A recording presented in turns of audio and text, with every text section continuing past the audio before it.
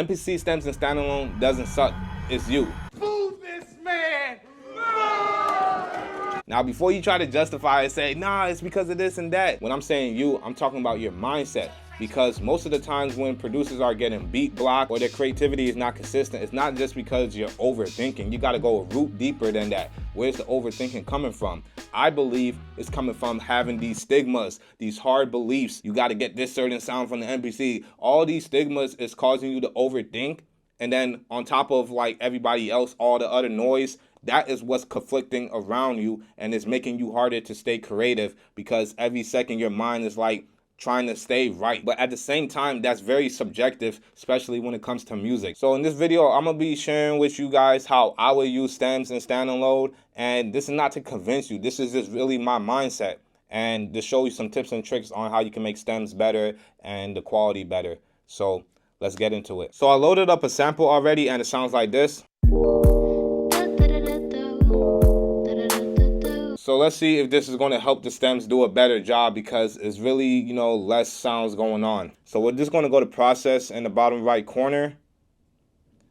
And we're just going to scroll all the way down to create stems. Now keep in mind, just like on the website, it's going to take long based on how long the sample is and if you're going to be stemming out everything. So you want to be deliberate about this. Like, do you want to stem out, you know, just the vocals or just the drums? And also, since this song right here is 2 minutes and 4 seconds, I'm not just going to want to stem this whole thing, because that's going to take a long time. So right here, you could check this box so that, you know, it could go on pad 1. If you don't want it to go on pad 1, then you could switch that. You could switch the program that it goes to.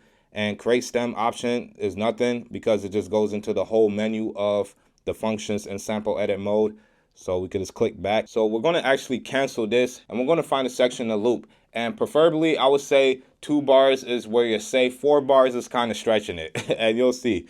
So let's go into the beginning. We could go to process again, and we can choose to extract it or discard it. I'm going to just discard it because I'm not going to use the rest. Now I want to hear how it sounds in a different pitch.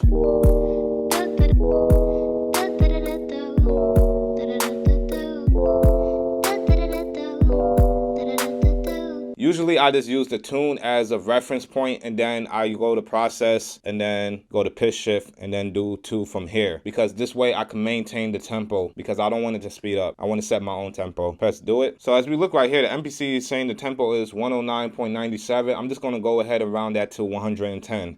So let's go to process and go to time stretch. So we're just going to go up a bit more until we get to 110, and boom. So then from here, I'm going to change the tempo. I want to do 98, and I'm doing 98 because I want that Shoreline Mafia kind of bounce with it. Press do it. Now we can go to process, and we can go to our create stems. And I just want the vocals. I don't want the bass and the drums. And others is usually just the instrument. So I definitely want that. And I'm going to show you why you will probably want to have it on pad 1, because it is kind of convenient. So let's just see how fast it's going to load just from getting the vocals and the others and the 2-bar loop. Let's press do it.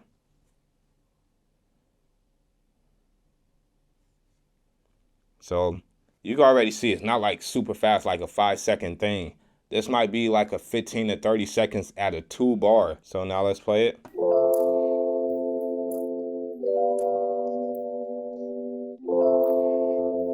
It was only chords in this beat, so it's not like it had to do a big major job to distinguish all the other instruments. Let's hear the vocal.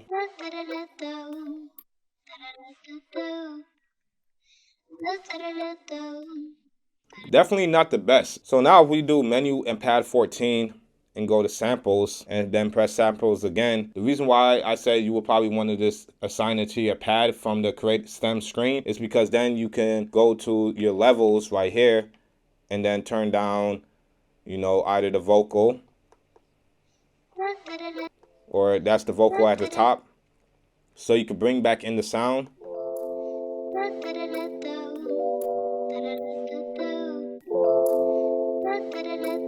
And this feature, you can use this when you have all your stems, like the bass, the drums, and the vocals. If it kind of like starts to get weird artifacts or sound like, you know, when your headphones is like not plugged in all the way, this is great, because then you can just kind of turn down the levels. Because think about it like this: if we didn't have stems, we would just have to EQ the drums. You know, we would have to EQ out the bass. but we can turn this down, and then on top of that, we can EQ out the drums and the bass. So still like maintaining the quality of the sound in a sense. And for this, I'm gonna actually go back to shift mute, go to program, hit the pad.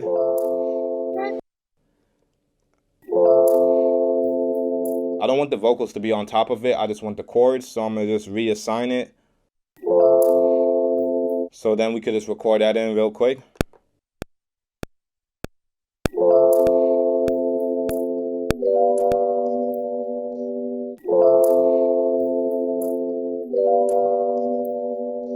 So for the first effect, I'm thinking about what can I do to enhance the sound, like adding stuff to it. So like a filter, a vintage filter, just to give some kind of noise or color to your sound to help kind of take away from the artifacts. Let's try air flavor.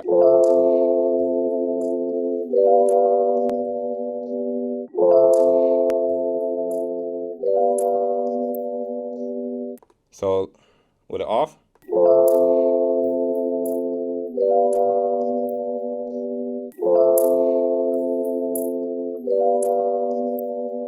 So it brought out more of the artifacts, but this artifact sound like it could be like a hi-hat or open hat in this sense. So it's always about context. And another thing I would add to kind of like not make it too piercing, I would just add like some kind of filter gate on top of that. Now you can use EQ, but I'm trying to still like make a sound out of this sound. So this is why I'm going with the filter gate.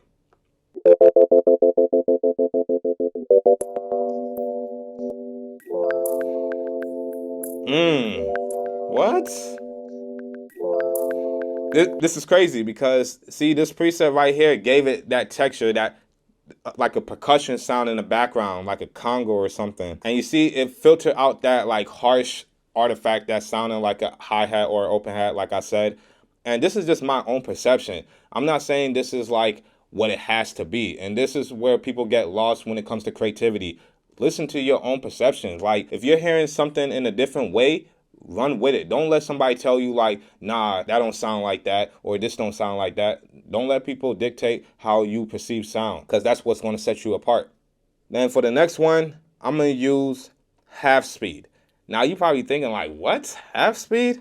Like, why you going to throw that on there? Because the trick you can do with half speed is to add a bit of low end, because right now the sound is sounding very thin. That sounds hard like that, but we want to turn down the mix.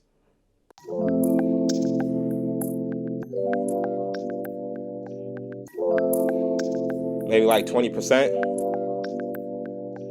And then now to like make this stand out more and kind of still wash out the artifacts, I like to use reverb, because reverb is going to help like space it out, you know, not make it sound too much in your face.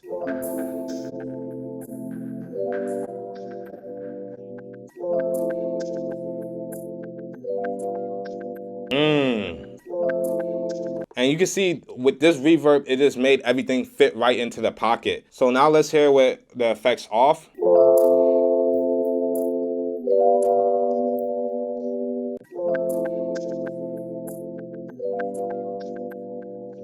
We just made a whole new sound. I want to go to this vocal chop. Now I'm not going to get crazy. I'm not going to try to chop it up like that. We could just listen to where you think it should come in at.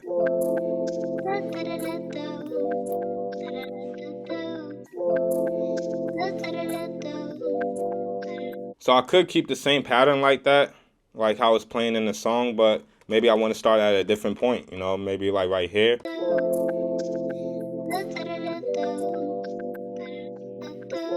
Yeah, something like that. And then we can make the vocal sound better too. Now I do have an announcement, which is kind of a bummer at the same time, because just the other day I came home from my MPC show and I was just hype about the second book because, dude, it took me a long time to arrange this live performance and figuring out the programs and everything just for, you know, MPC 3 to just come out of nowhere. And then I'm like, damn. Like, that's crazy. I was just about to drop the new ebook out, and then I'm debating, like, dang, should I even drop it out anymore? Because now, you know, 3.0 is about to be out. But then I seen in, like, Facebook forums and all that, a lot of you guys are saying that you're going to still have 2.0 and 3.0 on a separate MPC. At first, I'm like, nah, you kind of doing too much. But then I thought about it. I'm like, I do like the workflow of 2.0. I do like programs. And I even had people hit me up like, they kind of bummed out that they don't have the programs on, 3.0. When they had like all their beats on a sequence and they all lined up with the programs, that's going to be a bit of a change for them. So in my head, I'm like, okay, cool. I'm going to still drop the ebook. And this is called the Sensei Workflow. Now, the thing with this ebook versus the first ebook was more about like different sauces that you can use with the MPC. But this one is about a workflow and specifically for the 2.0, but it can still translate over to 3.0. Like the sampling topics, like the sampling workflow, it won't change because that's within the sample edit mode. And then the mixing, that may change a little just because of the navigations and the layout might be different, but the concepts can still be applied, like bus compression, adding vintage effects to your drums and stuff like that. Also, if you found value in my videos and you wanted to show some support, that's a great way to help the channel. So now let's get back to the video. So for the first thing I'm thinking is the vocals, you can't really hear them. So I want to use reverb to bring it out more, and wash out a bit of those artifacts.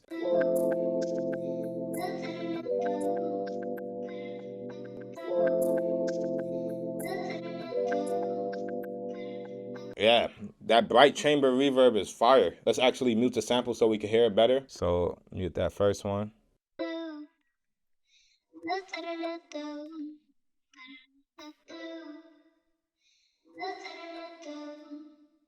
Then we could choose a different effect. I like to think about delays anytime there's vocals. Let's hear it with the melody.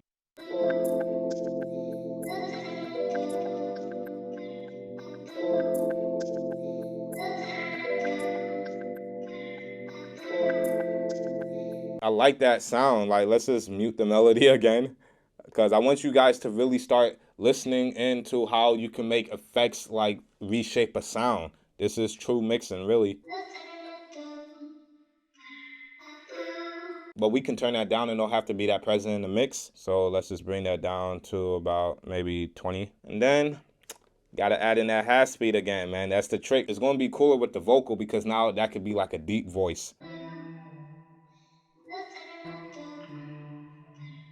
So now let's hear with all the effects off.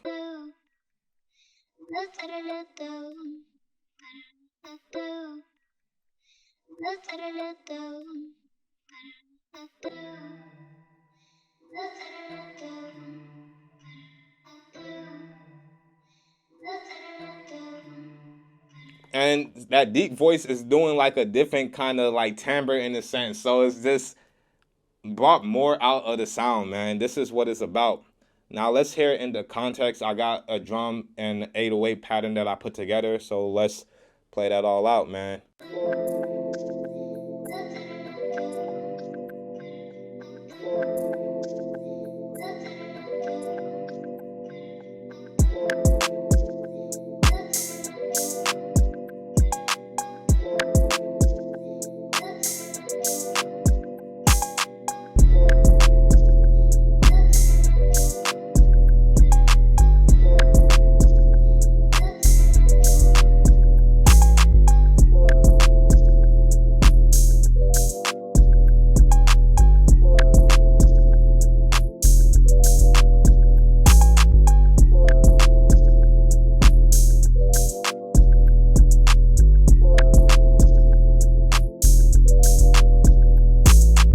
There you go, man. You can't tell me you can't vibe out to the stems, man. You can't tell me you can't find a solution where you're going to need stems, bro. If you like this video, like and subscribe, share with your other producer friends. And if you have the first ebook and those two ebooks combined, that is the ultimate for 2.0 for sure.